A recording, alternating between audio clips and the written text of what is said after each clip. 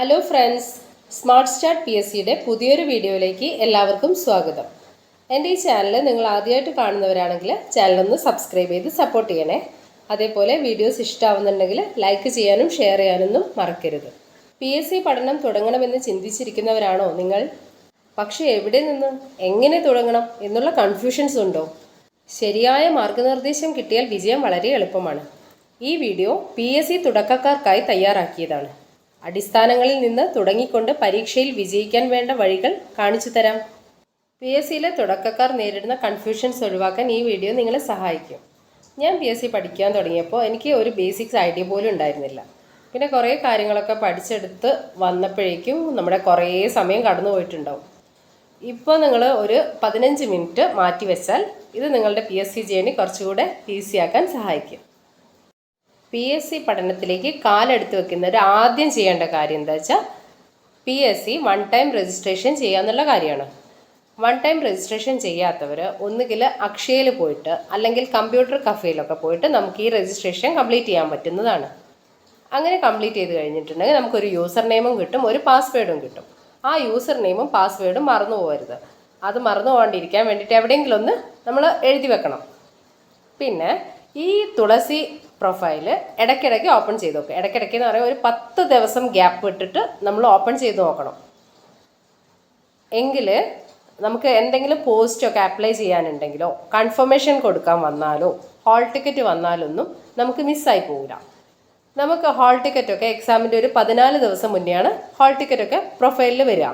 ആ ടൈമിൽ നമ്മൾ ഗ്യാപ്പ് ഇട്ടുകൊണ്ടാണ് ഈ പ്രൊഫൈൽ ഓപ്പൺ ചെയ്ത് നോക്കുന്നെങ്കിൽ നമുക്ക് ആ എക്സാം ഡേറ്റ് അല്ലെങ്കിൽ എക്സാമിൻ്റെ ഹാൾ ടിക്കറ്റ് വന്ന കാര്യങ്ങൾ കൺഫർമേഷൻ കൊടുക്കാനുള്ള കാര്യങ്ങളൊന്നും നമ്മൾ അറിയാണ്ട് പോകും. അങ്ങനത്തെ അബദ്ധം സംഭവിക്കാതിരിക്കാൻ വേണ്ടിയാണ് പറയുന്നത്. ഒരു 10 ദിവസം കൂടുമ്പോഴെങ്കിലും തുളസി പ്രൊഫൈലൊന്ന് ഓപ്പൺ ചെയ്ത് നോക്കണം. എത്രയോ പേരുടെ മെസ്സേജസ് കണ്ടിട്ടുണ്ട്, കൺഫർമേഷൻ കൊടുക്കാനുള്ള ഡേറ്റ് മറന്നുപോയി, അതുകൊണ്ട് എക്സാം എഴുതാൻ പറ്റിയിട്ടില്ല എന്നൊക്കെ പറഞ്ഞിട്ട്. അപ്പോൾ അങ്ങനത്തെ അബദ്ധങ്ങളൊന്നും നമുക്ക് പറ്റാണ്ടിരിക്കാൻ വേണ്ടിയിട്ടാണ് ഒരു 10 ദിവസം കൂടുമ്പോഴെങ്കിലും പ്രൊഫൈൽ ഓപ്പൺ ആക്കി നോക്കാൻ പറയുന്നത്. പിന്നെ പി എസ് സി നോട്ടിഫിക്കേഷൻ വിളിക്കുമ്പോൾ നമ്മളെ ക്വാളിഫിക്കേഷൻസിലുള്ള എല്ലാ എക്സാമിനും നമ്മൾ അപ്ലൈ ചെയ്തിരിക്കണം. പിന്നെ ഒരു ഇമ്പോർട്ടൻ്റ് കാര്യം, പി എസ് സി നോട്ടിഫിക്കേഷനിൽ ചില എക്സാംസിനൊക്കെ കുറച്ച് വേക്കൻസി ഒക്കെ കാണുള്ളൂ. ചിലതിലാണെങ്കിലോ ഒറ്റ പോസ്റ്റൊക്കെ നോട്ടിഫിക്കേഷനിൽ ഉണ്ടാവുള്ളൂ. അപ്പോൾ നമ്മൾ വിചാരിക്കും ഒരു പോസ്റ്റ് അല്ലേ ഉള്ളൂ എന്ന് കരുതിയിട്ട് നമ്മൾ അതിന് അപ്ലൈ ചെയ്യാണ്ട് ഇരിക്കാൻ പാടില്ല. നമ്മളുടെ ക്വാളിഫിക്കേഷനിലുള്ള പോസ്റ്റ് ആണെങ്കിൽ നിർബന്ധമായിട്ട് അപ്ലൈ ചെയ്തിരിക്കണം. അപ്ലൈ ചെയ്താൽ മാത്രം പോരാ, അതിനായി തന്നെ പഠിക്കുകയും വേണം. എനിക്ക് ജോലി കിട്ടാൻ ഒറ്റ പോസ്റ്റ് മതിയല്ലോ, അത് വിചാരിച്ച് അല്ലെങ്കിൽ ആ ഒരു കോൺഫിഡൻസോട് കൂടി തന്നെ പഠിക്കാം. പി എസ് സി ഇപ്പോൾ 3 കാറ്റഗറീസ് ഓഫ് എക്സാംസ് ആണ് നടത്തുന്നത്. ഒന്ന് 10th level, +2 level, degree level. +2 ലെവലിൽ കാര്യമായിട്ട് യൂണിഫോം പോസ്റ്റൊക്കെയാണ് വരുന്നത്. അധിക എക്സാംസിനും പ്രിലിമിനറി എക്സാമും മെയിൻ എക്സാമും കാണും. അപ്പോൾ പ്രിലിമിനറി എക്സാം ക്ലിയർ ചെയ്താൽ മാത്രമേ നമുക്ക് മെയിൻ എക്സാമിലേക്ക് പോകാൻ പറ്റുള്ളൂ. ചില എക്സാംസിനാണെങ്കിൽ കഴിഞ്ഞ LDക്കൊക്കെ മെയിൻസ് മാത്രമേ ഉണ്ടായിരുന്നുള്ളൂ.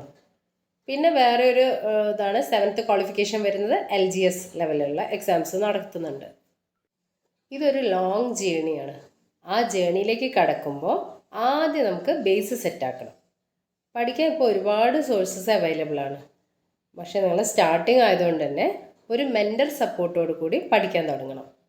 പഠിച്ച് നമ്മൾ പി എസ് സിയുടെ ട്രാക്കിലേക്ക് എത്തിക്കഴിഞ്ഞു കഴിഞ്ഞാൽ പിന്നെ സെൽഫ് സ്റ്റഡിയൊക്കെ ആവാം. അപ്പോൾ ഒന്നുകിൽ ഒരു ഓഫ്ലൈൻ സെൻറ്ററിൽ പോയിട്ട് പഠിക്കാം, അല്ലെങ്കിൽ ഒരു ഓൺലൈൻ കോച്ചിങ് എടുത്തിട്ട് അത് ഫോളോ ചെയ്ത് പഠിക്കാൻ ശ്രമിക്കാം.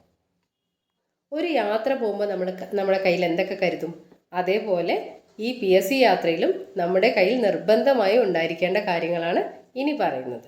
ആദ്യം നമ്മുടെ കയ്യിൽ വേണ്ടത് സിലബസാണ്. സിലബസ് നമ്മൾ പ്രിൻ്റ് ഔട്ട് എടുത്ത് വെക്കണം. ഓരോ എക്സാമിനും വേണ്ടിയുള്ള സിലബസ് പി എസ് സി പുറത്ത് വിട്ടിട്ടുണ്ട്. അപ്പോൾ ഈ സിലബസ് നമ്മൾ പ്രിൻ്റ് ഔട്ട് എടുത്ത് വെച്ച് അതിനനുസരിച്ചാണ് പഠിക്കേണ്ടത്.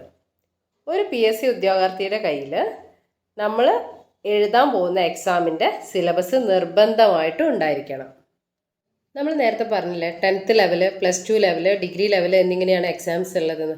അപ്പോൾ ഓരോ എക്സാംസിനും വേണ്ടിയിട്ട് പ്രത്യേകമായിട്ടുള്ള സിലബസ് പി എസ് സി പുറത്തിറക്കിയിട്ടുണ്ട്. അപ്പോൾ നമ്മൾ 10th ലെവലാണ് പഠിക്കുന്നതെങ്കിൽ അതിൻ്റെ സിലബസ് പ്രിൻ്റ് ഔട്ട് എടുക്കാം. എന്നിട്ട് അതിൽ പറഞ്ഞിട്ടിരിക്കുന്ന കാര്യങ്ങൾ കംപ്ലീറ്റ് ചെയ്യാൻ നോക്കുക. അപ്പോൾ ഞാനിപ്പോൾ എൻ്റെ കയ്യിലുള്ളത് ഈ ഇതിൽ സ്ക്രീനിൽ കാണിക്കുന്ന LDCൻ്റെ സിലബസാണ്. ഇതാ ഇപ്പോൾ കാണിച്ചിരിക്കുന്നത് 10th പ്രിലിംസിൻ്റെ സിലബസാണ്. അപ്പോൾ ഓരോ എക്സാംസിനും ആ എക്സാമിനെ ബേസ് ചെയ്തിട്ടുള്ള സിലബസ് ഉണ്ട്. അത് നമ്മൾ പ്രിൻ്റ് ഔട്ട് എടുത്തിട്ട് അത് കംപ്ലീറ്റ് ചെയ്യാൻ നോക്കുക. ആ സിലബസ് തന്നെ LDCൻ്റെ ഒക്കെ സിലബസിൻ്റെ ഫ്രണ്ടിൽ തന്നെ നമുക്ക് മാർക്ക് ഡിസ്ട്രിബ്യൂഷനും കാണിച്ചിട്ടുണ്ട്. അപ്പം മാർക്ക് ഡിസ്ട്രിബ്യൂഷൻ അനുസരിച്ച് ഏതൊക്കെ സബ്ജക്റ്റിനാണ് ഇമ്പോർട്ടൻസ് കൊടുക്കേണ്ടത് നോക്കുക. നല്ല മാർക്കുള്ളത് കൂടുതൽ ഇമ്പോർട്ടൻസ് കൊടുത്തിട്ട് പഠിക്കാം. ഇതൊക്കെയാണ് സിലബസിനെ പറ്റി പഠിക്കാനുള്ളത്. അടുത്ത SCERT ടെക്സ്റ്റ് ബുക്കാണ് അടുത്ത് പറയുന്നത്. 5 മുതൽ 10 വരെയുള്ള SCERT ടെക്സ്റ്റ് ബുക്ക് നമ്മളെ കയ്യിലുണ്ടായിരിക്കണം. അതന്നെ ഓൾഡ് SCERTയും വേണം, ന്യൂ SCERTയും വേണം. അപ്പോൾ നമുക്ക് എവിടെ നിന്നാണ് ഈ SCERT ടെക്സ്റ്റ് ബുക്ക് കിട്ടുക? ഒന്നുകിൽ ഗവൺമെൻറ് സ്കൂളിൽ പോയിട്ട് അന്വേഷിക്കാം. അവിടെ ബാലൻസ് സ്റ്റോക്ക് ഉണ്ടെങ്കിൽ നമുക്ക് അവർ തരും. അല്ലെങ്കിൽ സമഗ്ര വെബ്സൈറ്റ് ഉണ്ടല്ലോ, അതിന്ന് ഡൗൺലോഡ് ചെയ്തെടുക്കാം. ഒന്നുകിൽ ഡൗൺലോഡ് ചെയ്ത് വെച്ചിട്ട് അത് പഠിക്കാം, അല്ലെങ്കിൽ ഡൗൺലോഡ് ചെയ്ത് അത് പ്രിൻ്റ് ഔട്ട് കൊടുക്കാം. എന്നിട്ട് പ്രിൻ്റ് ഔട്ട് എടുത്തിട്ട് അത് പഠിക്കാം. അങ്ങനെ നമുക്ക് ചെയ്യാം. അല്ലെങ്കിൽ നമ്മളെ വീടിൻ്റെ അടുത്തൊക്കെ ഉള്ള കുട്ടികളുണ്ടാവുമല്ലോ, അവർ പഠിച്ചു കഴിഞ്ഞ ടെക്സ്റ്റ് ഉണ്ടാവും, അത് കളക്ട് ചെയ്യാം. എന്നിട്ട് 5 മുതൽ 10 വരെയുള്ള ടെക്സ്റ്റുകൾ കളക്ട് ചെയ്യാം. എന്നിട്ട് അത് വെച്ച് പഠിക്കാം. SCERTയിൽ സോഷ്യൽ, സയൻസ്, മാത്സ് ഈ ടെക്സ്റ്റുകൾ 5 മുതൽ 10 വരെയുള്ളത് നമ്മളെ കയ്യിൽ എന്തായാലും ഉണ്ടായിരിക്കണം. അപ്പം SCERT ബേസ് ചെയ്തുകൊണ്ടാണ് ഒരു 40%ഓളം ക്വസ്റ്റ്യൻസ് വരുന്നത്. അപ്പോൾ SCERT ഒഴിവാക്കാൻ പാടില്ല. SCERT ഗൈഡ്സൊക്കെ വാങ്ങി പഠിക്കുന്നതിലും നല്ലത് SCERT ഡയറക്റ്റ് ടെക്സ്റ്റ് വെച്ച് പഠിക്കുന്നതായിരിക്കും കുറച്ചുകൂടെ നല്ലത്. സ്റ്റേറ്റ്മെൻ്റ് ഒക്കെ വരുമ്പോൾ നമുക്ക് അത് അറ്റൻഡ് ചെയ്യാൻ എളുപ്പം ടെക്സ്റ്റ് വായിക്കുന്നതായിരിക്കും. അപ്പോൾ SCERT ടെക്സ്റ്റ് സോഷ്യലും സയൻസും മാത്സും. SCERT ടെക്സ്റ്റ് കളക്ട് ചെയ്ത് കഴിഞ്ഞു. പിന്നെ നമ്മൾ കയ്യിൽ വേണ്ടത് ഒരു OMR ബുക്കാണ്. ഇത് നമുക്ക് സ്റ്റേഷനറിയിൽ നിന്നൊക്കെ വാങ്ങിക്കാൻ കിട്ടും. ഡെയിലി ഒരു പ്രീവിയസ് ഇയർ ക്വസ്റ്റ്യൻ നമുക്ക് ഈ OMRൽ വർക്കൗട്ട് ചെയ്യണം. ഒരു 1 മുതൽ 100 വരെയുള്ള ക്വസ്റ്റ്യൻസിൻ്റെ OMR സെറ്റാണ് നമുക്ക് കിട്ടുക. ഡെയിലി പ്രീവിയസ് ഇയർ ക്വസ്റ്റ്യൻ ഒരു ക്വസ്റ്റ്യൻ പേപ്പറെങ്കിലും നമ്മൾ ഡെയിലി ചെയ്തിരിക്കണം. ആദ്യമൊക്കെ നമ്മൾ ക്വസ്റ്റ്യൻ പേപ്പർ ചെയ്യുമ്പോൾ മാർക്ക് നല്ലോണം കുറവായിരിക്കും. പക്ഷെ അതൊന്നും നിങ്ങൾ നോക്കണ്ട. ഡെയിലി ക്വസ്റ്റ്യൻ വർക്കൗട്ട് ചെയ്തുകൊണ്ടേ ഇരിക്കുക. ഒരു ക്വസ്റ്റ്യൻ പേപ്പർ എന്തായാലും നിർബന്ധമായിട്ടും ചെയ്യാം. പിന്നെ നമ്മളെ കയ്യിൽ ഒരു PYQൻ്റെ പ്രീവിയസ് ഇയർ ക്വസ്റ്റ്യൻ പേപ്പറിൻ്റെ ഒരു ബുക്ക് വേണം. പ്രീവിയസ് ഇയർ ക്വസ്റ്റ്യൻസിൻ്റെ ഒരു ബുക്ക് വേണം. അത് റിലേറ്റഡ് ഫാക്ട്സ് ഉള്ളതുകൊണ്ട് ക്വസ്റ്റ്യനും ആൻസറും മാത്രം ഉള്ളതുണ്ട്. അപ്പോൾ നിങ്ങൾ തുടക്കം ആയതുകൊണ്ട് റിലേറ്റഡ് ഫാക്ട്സ് ഉള്ളതുകൂടെ വാങ്ങുന്നതായിരിക്കും നല്ലത്. അപ്പോൾ അത് തന്നെ ജനറലായിട്ട് എല്ലാ എക്സാമിൻ്റെയും നടത്തുന്നതും എല്ലാ എക്സാമിൻ്റെയും കൂടെ ഉള്ള ഒറ്റ ബുക്കുണ്ട്. 10th ലെവലിൻ്റെ മാത്രമാണെങ്കിൽ അങ്ങനെയുണ്ട്. +2 എക്സാംസിന് മാത്രമുള്ള PYQ ആണെങ്കിൽ അതുണ്ട്. അപ്പോൾ നിങ്ങൾ ഏത് എക്സാമിനാണോ പ്രിപ്പയർ ചെയ്യുന്നത് അതിനനുസരിച്ചുള്ള ഒരു PYQ ബുക്ക് വാങ്ങി വയ്ക്കുക. റിലേറ്റഡ് ഫാക്ട്സും കൂടെ ഉള്ളത് വാങ്ങുന്നതായിരിക്കും കുറച്ചുകൂടി നല്ലത്. പിന്നെ വേണ്ടത് ഹൈലൈറ്റേഴ്സ്. പല കളേഴ്സിലുള്ള ഹൈലൈറ്റേഴ്സ് നമുക്ക് മാർക്കറ്റിൽ അവൈലബിൾ ആണ്. നമുക്ക് പെട്ടെന്ന് സ്ട്രൈക്ക് ചെയ്യേണ്ട പോയിൻറ്റ്സ്, കൺഫ്യൂസിങ് ഫാക്ട്സ് എന്നിവ ഹൈലൈറ്റർ യൂസ് ചെയ്ത് ഹൈലൈറ്റ് ചെയ്താൽ റിവിഷൻ ചെയ്യുമ്പോൾ അത് വളരെ ഉപകാരമാവും. പിന്നെ വേണ്ടത് സ്റ്റിക്കി നോട്ട്. സ്റ്റിക്കി നോട്ട് അറിയാലോ, ടു ഡു ലിസ്റ്റ് ചെയ്യാനും അതേപോലെ പഠിച്ച ഭാഗത്തു നിന്ന് വരുന്ന ഇയേഴ്സ്, ഇക്വേഷൻസ്, കൺഫ്യൂസിങ് പോയിൻറ്റ്സ് ഒക്കെ എഴുതി വെക്കാനൊക്കെ നമുക്ക് സ്റ്റിക്കി നോട്ട് യൂസ് ചെയ്യാം. പിന്നെ വേണ്ടത് പെന്നാണ്. റെഡ് പെന്നും ഗ്രീനും വാങ്ങി വെക്കുക. അണ്ടർലൈൻ ചെയ്യാനൊക്കെ യൂസ് ചെയ്യാം. പിന്നെ ബ്ലൂവോ ബ്ലാക്കോ നമ്മൾ എഴുതാൻ ഉപയോഗിക്കുമല്ലോ, അത് നിങ്ങൾ ഏതാ യൂസ് ചെയ്യുന്നത് വെച്ചാൽ അതിനനുസരിച്ചുള്ള പെന്ന്. പിന്നെ വേണ്ടത് നോട്ട്ബുക്ക്. ഓരോ സബ്ജക്റ്റിനും സെപ്പറേറ്റ് നോട്ട്ബുക്ക് കീപ്പ് ചെയ്യുന്നതായിരിക്കും നല്ലത്. നമ്മളിപ്പോൾ ഹിസ്റ്ററിയാണ് പഠിക്കുന്നതെങ്കിൽ ഹിസ്റ്ററി നോട്ട് എടുക്കുക, പഠിക്കാം. അപ്പോൾ ഹിസ്റ്ററിയും ഇംഗ്ലീഷും മലയാളവും എല്ലാം കൂടെ ഒരുമിച്ചാണ് എഴുതിയെങ്കിൽ നമ്മൾ എവിടെ എഴുതിയത് നോക്കാൻ തന്നെ കുറേ ടൈം എടുക്കും. അപ്പോൾ അതിൽ നല്ലത് സെപ്പറേറ്റ് നോട്ട് കീപ്പ് ചെയ്യുന്നതായിരിക്കും നല്ലത്.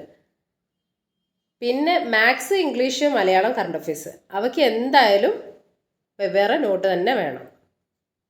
ഇനി നമുക്കൊരു റാങ്ക് ഫയൽ വാങ്ങണം. റാങ്ക് ഫയൽ കംപ്ലീറ്റ് ചെയ്ത് പഠിക്കുക എന്നുള്ളതല്ല നമ്മളെ ലക്ഷ്യം. ഓരോ ടോപ്പിക്ക് പഠിക്കുമ്പോഴും റാങ്ക് ഫയൽ ഒരു റെഫറൻസ് ആയിട്ട് മാത്രം ഉപയോഗിക്കാം. റാങ്ക് ഫയൽ പഠിച്ച് തീർക്കുക എന്നുള്ള ഒരു സംഭവമേ നമ്മുടെ നിഘണ്ടുവിലില്ല. റാങ്ക് ഫയൽ ആകെ റെഫറൻസ് ഒരു ഗ്രന്ഥമായിട്ട് മാത്രം നമുക്ക് യൂസ് ചെയ്യാം. പിന്നെ അതേപോലെ ഇമ്പോർട്ടൻ്റ് ആക്ട്സ്, കേരള ഗവർണൻസ് തുടങ്ങിയ ടോപ്പിക്കൊക്കെ അതിനൊക്കെ കണ്ടൻസ് നമുക്ക് SCERT എന്നൊക്കെ കുറവായിരിക്കും കിട്ടുക. അങ്ങനത്തെ സബ്ജക്റ്റൊക്കെ പഠിക്കാൻ വേണ്ടിയിട്ട് റാങ്ക് ഫയൽ ഉപയോഗിക്കാം. പിന്നെ കറണ്ട് അഫയേഴ്സിൻ്റെ കാര്യം പറഞ്ഞു. കറണ്ട് അഫയേഴ്സിന് ഒരു സെപ്പറേറ്റ് നോട്ട് വേണം. ഡെയിലി ന്യൂസ് പേപ്പർ വായിച്ചോ അല്ലെങ്കിൽ നമുക്ക് അവൈലബിൾ ആയിട്ടുള്ള സോഴ്സസ് ഉപയോഗിച്ചോ ഡെയിലി കറണ്ട് അഫയേഴ്സിൻ്റെ നോട്ട് എഴുതിയെടുക്കണം.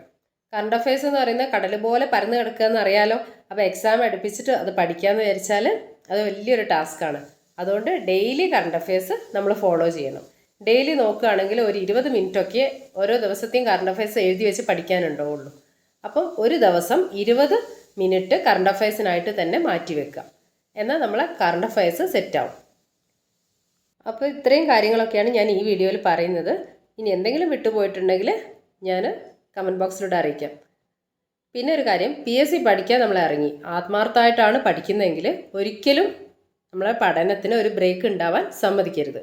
ബ്രേക്ക് ഉണ്ടായി കഴിഞ്ഞു കഴിഞ്ഞാൽ പിന്നെ നമ്മൾ സ്റ്റാർട്ടിങ് തൊട്ടേ പഠിക്കേണ്ടി വരും. അതുകൊണ്ട് എന്ത് വന്നാലും ഒരു ദിവസം നമുക്ക് തീരെ ടൈം കിട്ടിയില്ലെങ്കിലും എന്തെങ്കിലും ഒരു 10-15 മിനിറ്റെങ്കിലും നമ്മൾ പഠനത്തിനായിട്ട് മാറ്റി വെച്ചേ പറ്റൂ. ഏതായാലും നനഞ്ഞ് ഇനി കുളിച്ച് കയറാമെന്ന് പറയുന്ന ചൊല്ല് കേട്ടിട്ടില്ലേ, അതുപോലെ. അപ്പം നമ്മളെ നഷ്ടങ്ങളുടെ തുടക്കം എവിടെ നിന്നാണോ അവിടെ നിന്ന് തന്നെ തുടങ്ങണം നേട്ടങ്ങളിലേക്ക്. അപ്പോൾ എന്നെ ഇതുവരെ കേട്ടിരുന്ന എല്ലാവർക്കും നന്ദി. Happy learning.